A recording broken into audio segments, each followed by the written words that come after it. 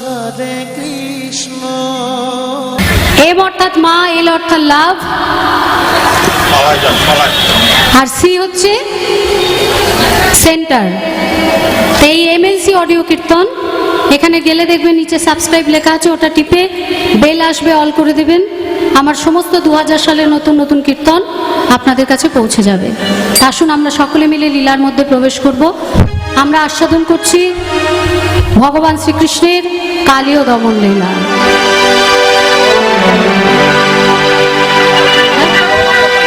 আজ মধুময় মধুর বৃন্দাবন ধাম, আজ বৃন্দাবনের আকাশ মধুর, বাতাস মধুর, কীট পতঙ্গ তরুলতা পশু পাখি সকলই মধুর। কিন্তু তা সত্ত্বেও এই বৃন্দাবনকে কলুষিতময় করছেন বিষধর কালীয় নাগ।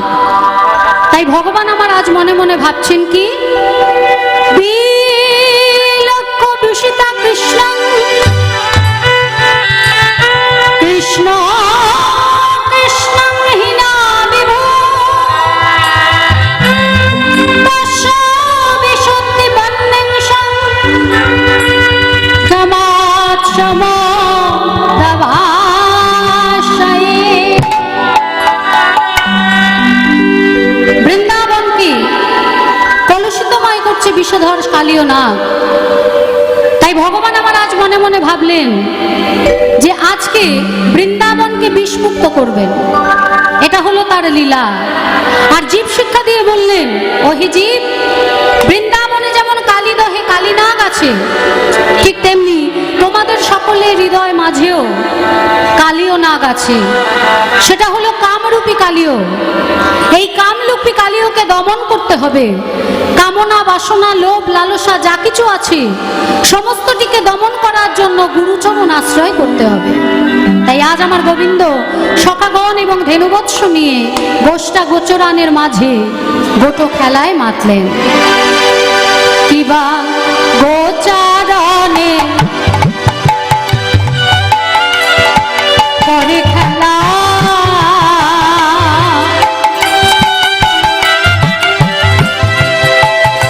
আমার বনমালী শ্যাম গোচারণে করে খেলা আমার বনমালী শ্যাম। শ্রীরাম সুদাম সঙ্গে আছে নাই বলরাম,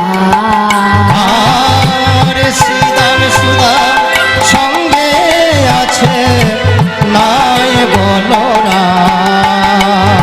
আজি বলাই দাদা সঙ্গে নাই গো, ওই দাদা সঙ্গে নাই গো, দাদা সঙ্গে নাই গো।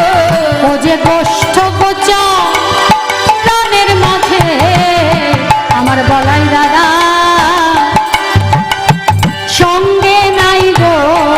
কষ্ট গোচারণের মাঝে শ্রীরাম শ্রীরাম সকলেই আছে, কষ্ট গোচারণের মাঝে শ্রীরাম শ্রীরাম সকলেই আছে, রাধে রাধে সকলেই আছে। কষ্ট গোচারণের মাঝে বলাই দাদা সঙ্গে নাই গো। আজ শ্রীরাম সুদাম সবাই আছে, নেই শুধু বলাই। তা বলরাম গোষ্ঠী আসেনি কেন মা? কারণ আজ হলো বলাই দাদার জন্মতিথি, শ্রাবণী পূর্ণিমা তিথি, যাকে বলা হয় রাখি পূর্ণিমা। তাই বলাই দাদা বাদে সবাই এসেছে। ভগবান আমার মনে মনে ভাবছে আজ তো বলাই দাদা আসেনি, তাই আজ আমি বৃন্দাবনকে বিষমুক্ত করব। আজ গোবিন্দ ধেনুবৎস সখাগণ সঙ্গে বিনোদ খেলা গোচারণে এসে বিনোদ খেলায় মেতেছেন ধেনুবৎস ছেড়ে। ভগবান বললেন, আমি যেমন ধেনুচারণ করছি, ওহে জীব তোমরাও ধেনুচারণ করো। তোমাদের হৃদয় মাঝে যে ধেনুগুলো আছে সেই ধেনুগুলো হলো অতিশয় চঞ্চল, আর সেই চঞ্চল ধেনুকে শান্ত করে ঘরে ফেরানোর উপায় হলো সদ্গুরুচরণ আশ্রয় করা। আজ আমি যেমন রাখাল সেজেছি ধেনু ফেরাবো বলে, তেমনি তোমরা তোমাদের মাঝে এই চঞ্চল ধেনুগুলোকে শান্ত করে ফেরাবার জন্য সৎ গুরুরূপী রাখালের চরণ আশ্রয় করো। হরি বল, হরি বল, হরি বল। তাই ভগবান আমার মনে মনে ভাবছে, আজকে বৃন্দাবনের মাঝে আমি কালীয় নাগকে উদ্ধার করে বৃন্দাবনকে বিষমুক্ত করব। তাই আজ আমি কি করব? আজি প্রকাশিব নবলীলা, প্রকাশিব নবলীলা, কালীয় সনে করব খেলা, প্রকাশিব নবলীলা। আমি কালীয় সনে করিব খেলা, তার সঙ্গে নাই এই বেলা, স্বাধীন নাই কোনো সঙ্গে নাই এই বেলা। কালীয় সনে করিব খেলা, প্রকাশিব নবলীলা। তাই ভগবান আমার কি করলেন? ধেনুবৎস এবং রাখালদের কণ্ঠে তৃষ্ণা এনে দিলেন। আর এদিকে কালীয় নাগ মনে মনে বলছে, দয়াময়, এতদিন বাদে আমার প্রতি তোমার কৃপা হলো, আজ আমি কি করব? তোমার ধেনুবৎস আর সখাগণের প্রাণটাকে আমি হরণ করব। তুমি হলে ভক্তাধীন ভগবান, ভক্তের অধীন ভগবান, ভগবানের অধীন ভক্ত না। তুমি সবকিছু সহ্য করতে পারো, কিন্তু তোমার ভক্তের কষ্ট, নয়নের জল তুমি কখনো সহ্য করতে পারো না। তাই আজ আমি ধেনুবৎস সখাগণের প্রাণ হরণ করব। দেখি তুমি কি করো, দেখি আমাকে তুমি কেমন করে উদ্ধার না করে থাকতে পারো। আর এদিকে ভগবান যে ধেনুবৎস সখাগণের কণ্ঠে তৃষ্ণা এনে দিলেন, এক পাশে দাঁড়িয়ে পদকর্তা বলছে, এ তোমার কেমন লীলা দয়াময়, এ তোমার কেমন লীলা। ওই ধেনুবৎস সখাগণ তারা তো জানে না কালীদহ তীব্র বিষে ভরা। জলপান করা তো দূরের থাক, কাছে যেতে না যেতেই তাদের প্রাণটাই না চলে যায়। ভগবান সখা সঙ্গে খেলা করছেন, আর এদিকে ধেনুবৎস দৃষ্টিগোচর হতেই সখারা বলছে, কানাই, ধেনুবৎস দেখতে পাচ্ছি না ভাই, তুই কদম বৃক্ষের তলায় বসে একটু বিশ্রাম নে, আর আমরা দেখি ধেনুবৎস কোথায় গেল। এই বলে সখারা সকলে চলেছে ধেনুবৎস খুঁজতে। আজি এতে কোরা কালো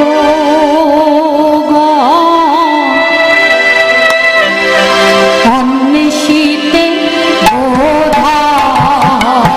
তোরা কালো গো, অন্বেষিতে গোধন, অমন করিল বানান তারে গো, তারা গমন করিল বলন করে গো, অমন করিল বানান তারে গো, গমন করিল বলন করে গো।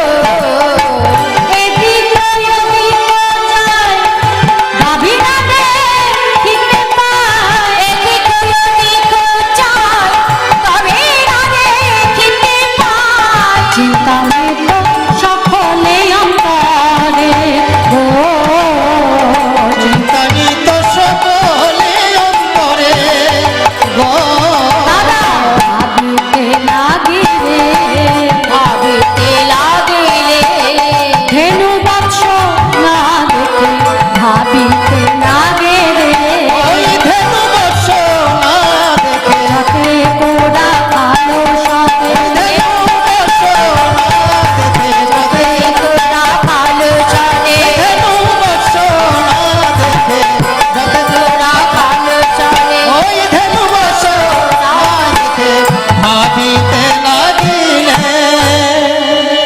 ধেনুবৎস দেখতে না পেয়ে মনে মনে ভাবছি, ধেনু সকল সব কোথায় গেল।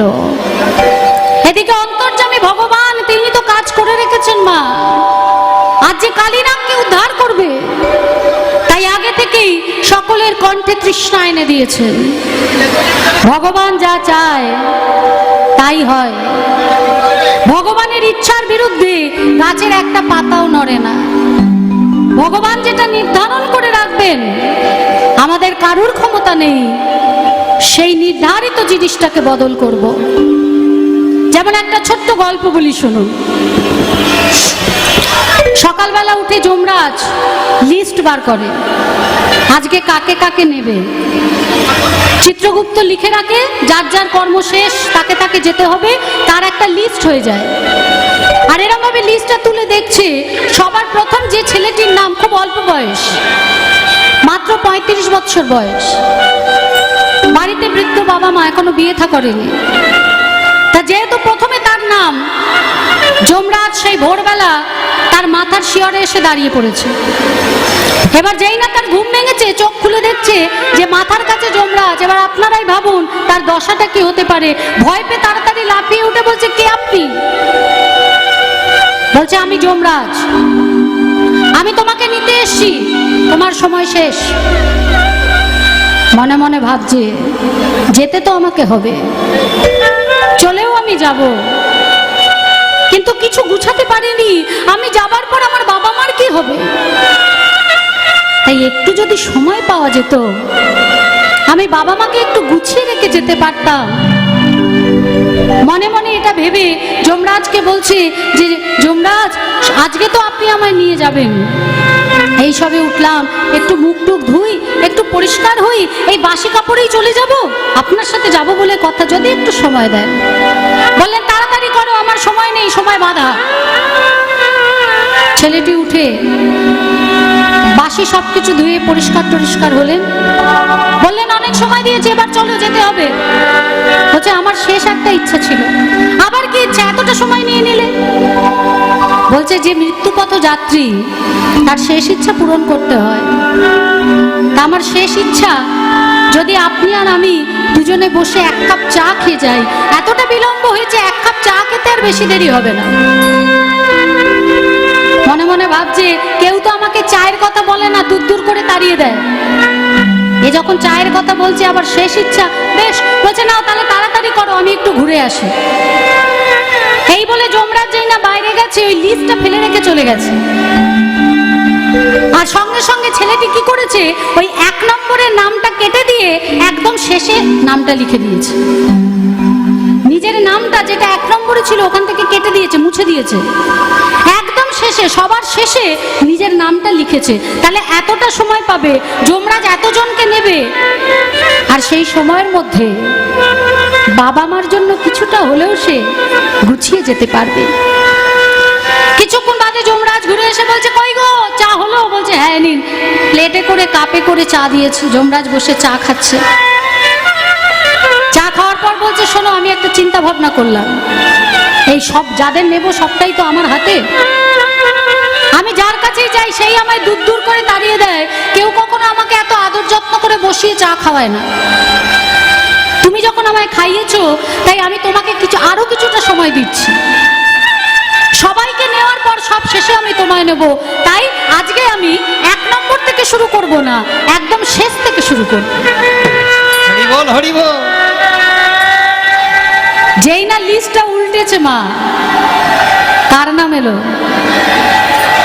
তাহলে যার যখন সময় হবে তাকে চলে যেতে হবে। আর কখন কে কিভাবে যাবে সেটা ভগবানই নির্ধারণ করে রাখবেন। ভগবানের ইচ্ছার বাইরে কখনো কিচ্ছু হবে না। তাই আজকে ভগবান ধেনুবৎস সখাগণের কণ্ঠে তৃষ্ণা এনে দিলেন। ধেনুবৎস খুঁজে না পেয়ে ওই প্রখর রোদের তাপে বৃন্দাবনের পথঘাট উত্তপ্ত, আজকে সখারাও তৃষ্ণায় ফেটে পড়ছে। তাই বলছে যে, চল সখা, সবে মিলে ওই কালিদহে গিয়ে আমরা জল পান করি, এই তৃষিত পরাণ শীতল করি।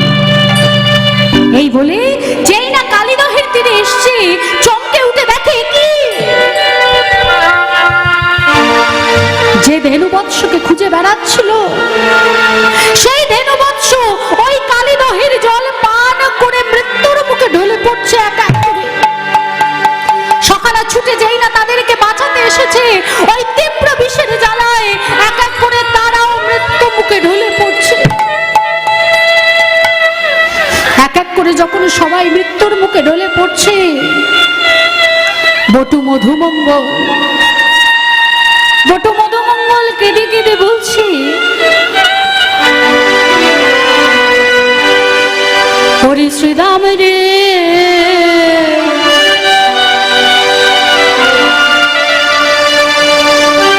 আমি তুই আর প্রাণী বাঁচব না, আমি বুঝি আর আমার মায়ের কাছে ফিরে যেতে পারবো না। যদি তুই প্রাণে বেঁচে যাস আর আমার মায়ের কাছে ফিরে যেতে পারিস, তবে আমার মাকে গিয়ে একটা কথা আমার হয়ে বলে দিস। যদি তুই প্রাণে বেঁচে যাস, ফিরে যেতে পারিস, আমার মাকে গিয়ে বলি, মা গো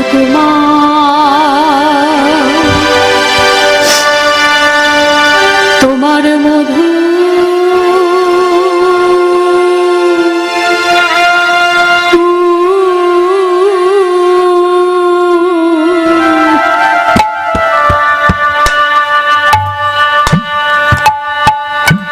ও মা ঝরে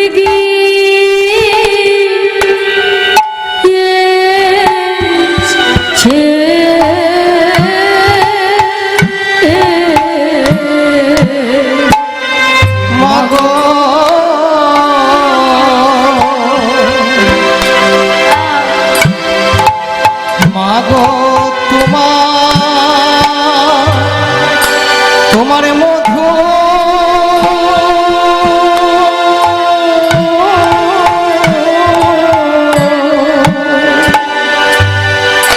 তোমার মধু ঝরে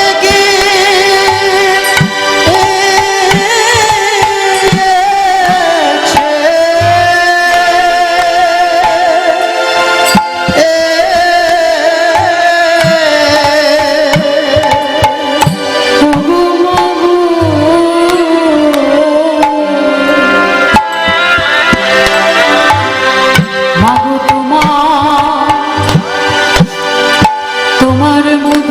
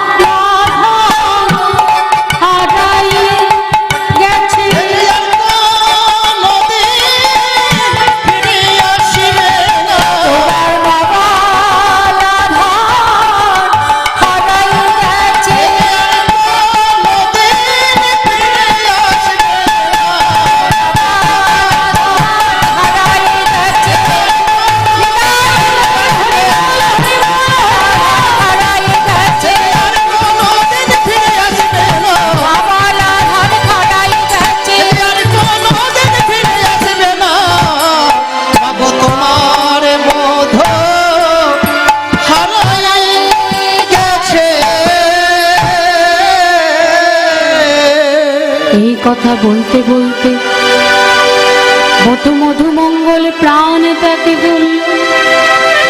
শ্রীরাম মধুরে দেহটা বক্ষে জড়িয়ে ধরে বলে, ওরে মধুরে, তুই তো চলে গেলি আর আমাকে বলে গেলি তোর মাকে সংবাদ দিতে। সংবাদ দিতে আমিও তো আর প্রাণে বাঁচব না, আমি তো আর প্রাণে বাঁচিব না। মরণে আমার ভয় নাই, আমার ভয় নাই, তবে একটা কথাই অন্তরে বড় বেদনা দেয়, বেদনা দেয়। যে জন্মাবধি কৃষ্ণ সঙ্গ করে এবার আমার প্রাণে যাবার সময় হলো। এতদিন যার সঙ্গ করলাম, আজ যখন যাওয়ার সময় হলো, ওরে কানাই রে, বুঝি যাবার সময় তো দেখা পেলাম না। যাবার বেলায় তো দেখা পেলাম না, যাবার সময় তো দেখা পেলাম না, যাবার বেলায় তো দেখা পেলাম না। জন্মাবধি কৃষ্ণ সঙ্গ করে যাবার সময় দেখা পেলাম না। জন্মাবধি কৃষ্ণ সঙ্গ করে না জানি কোন রাধের তলে, কৃষ্ণ সঙ্গ করে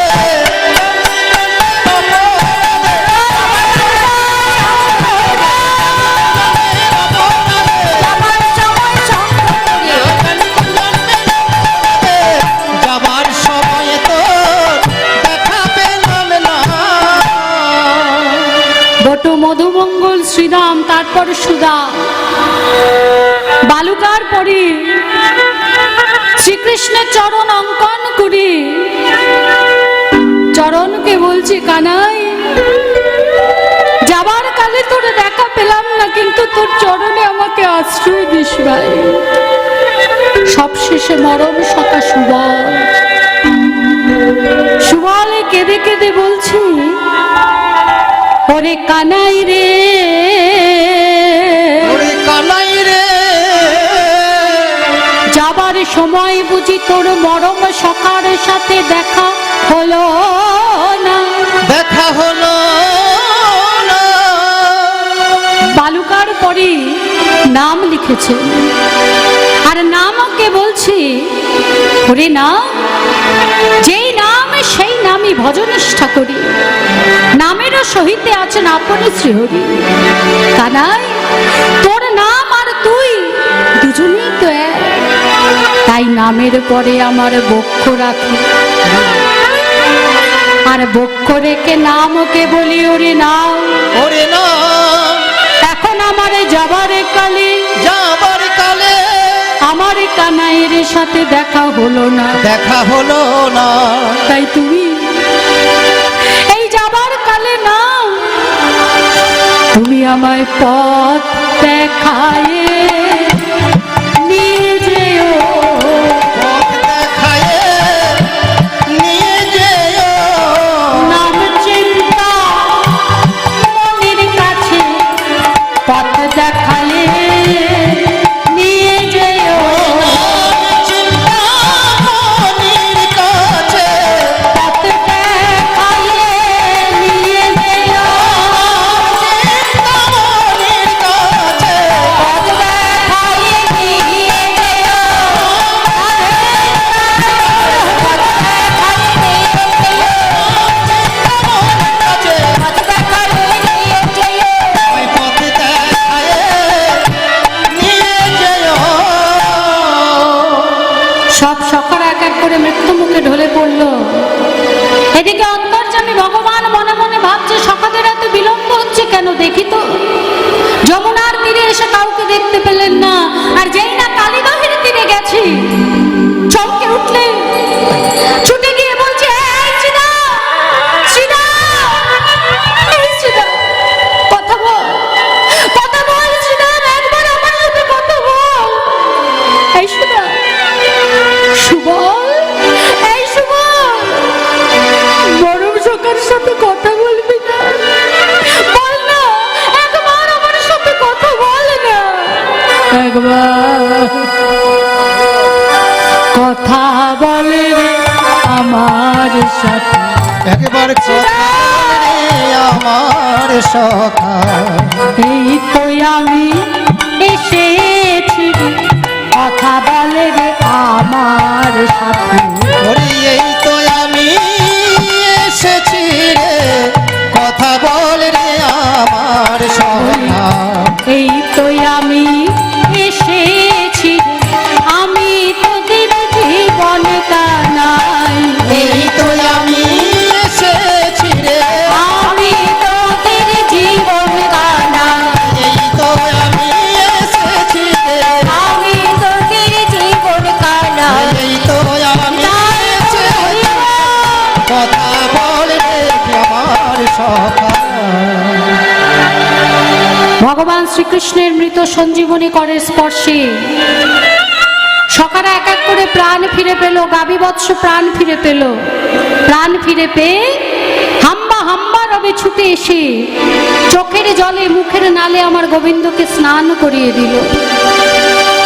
তারাও তো বদনে হা কৃষ্ণ বলতে চায় মা, কিন্তু তারা হা কৃষ্ণ বলতে পারে না, কারণ তাদের জড় জিহ্বা। কৃষ্ণ বলতে চায় কিন্তু পারে না, তাই চোখের জলে মুখের নালে আমার যশোদা নন্দনকে স্নান করিয়ে মনের ভাব বুঝিয়ে দিলেন। সখাদের কাছে সমস্ত কথা শুনে আজ আমার গোবিন্দ মনে মনে ভাবছি, আজ আমি কালীয় নাগকে উদ্ধার করে বৃন্দাবনকে বিষমুক্ত করব। দমন, দমন শব্দের অর্থ হত্যা, কিন্তু ভগবান কখনো কাউকে হত্যা করতে পারেন না। তাই এখানে দমন শব্দের অর্থ হচ্ছে উদ্ধার। ভগবান আমার কালীয় নাগকে উদ্ধার করবেন বলে কি করলেন না, কদম্ব বৃক্ষের উপরে উঠলেন। দেখি যদু নন্দন দুষ্ট সর্প বিনাশন, দেখি যদু নন্দন দুষ্ট সর্প বিনাশন। দেখি যদু নন্দন দুষ্ট সর্প বিনাশন, দেখি যদু নন্দন দুর্প শক্তি দমন। ঝাঁপ দিল কালী দহের জলে, ও ঝাঁপ দিল কালী দহ জলে গো, ঝাঁপায়ে যে পড়িল, ঝাঁপায়ে যে পড়িল। কালী নাগ দমন করবে বলে ঝাঁপায়ে যে পড়িল, কালী নাগ দমন করবে বলে অর্পহারি মধুসূদন, কালী নাগ করবে পোহারি মধুসূদন কালী দমন করবে বলে আর ঝাঁপায়ে পড়িল। ঝাঁপ দিল কালী দহের জলে, ও ঝাঁপ দিল কালী দহের জলে।